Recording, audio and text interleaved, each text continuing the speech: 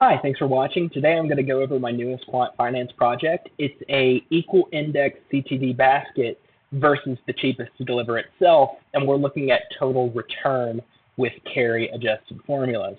So first of all, what was the purpose of this project?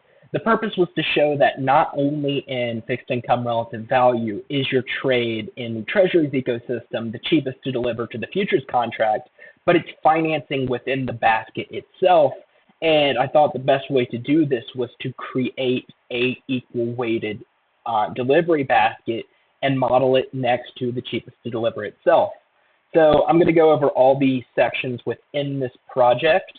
So the first major section, I'm going to get to it, is we have the basket inputs.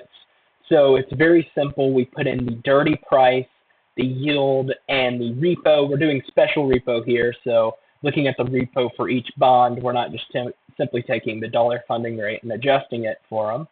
And we put in the information for the cheapest to deliver itself, same with dirty price, yield, repo, and we finally input how many bonds are in the basket itself.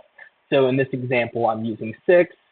You have your output tables, which shows the funding spread. So here you have a positive funding spread here, you have a negative one here, and these are kind of radical data examples I just made for a hypothetical, so the graph looks good, but it shows you kind of how each bond works. It shows you your projected total return. Now, the projected total returns in this table here are taking the dirty price for each bond and adding carry out in time. So for instance, if carry is 0.083 points, we would add that for the 30-day projected total return to the dirty price here. So right here, we're just doing 30, 60, 90. It's a quarter because this is more focused on the basket to futures delivery trade rather than just simply bond investing. You have the same stats for the cheapest to deliver. Now you have your equal weighted index. And the important nuance here is to make the math work, the projected total return is added to the cheapest deliver. So the equal weighted index, the formula is you have a summation of all the carry for the 30-day within the basket divided by the amount of bonds within it. And the carry formula I used here, it's embedded within the projected total return, but it's a Euler's number formula, so a consistent compounding, instantaneous compounding at the spread of the funding differentials rather than just simply a linear time one. And that's just to account for compounding at the carry rate. So you can see the basket projected carry, and the index starts at the same exact value of the dirty price at time 0 of the cheapest to deliver. So we get our equal weighted index versus cheapest to deliver here. So at day 0, they start with a 0 basis, and then it works out in time, and you can see the cheapest to deliver has a more positive carry in this hypothetical example than the equal weighted basket index itself. The carry basis here is the cheapest to deliver funding spread minus the equal weighted index funding spread. So you can see that's why there's a positive carry. Its carry spread is greater than the positive carry of the equal weighted index.